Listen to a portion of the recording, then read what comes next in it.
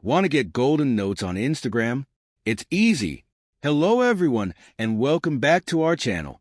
In today's quick tutorial, I'll show you how to transform your Instagram notes into a stunning gold color.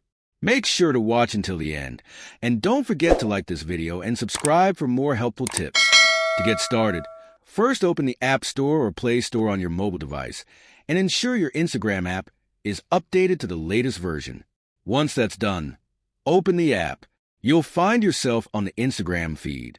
Look for the message icon in the top right corner and tap on it. Here, you'll see messages from friends and groups.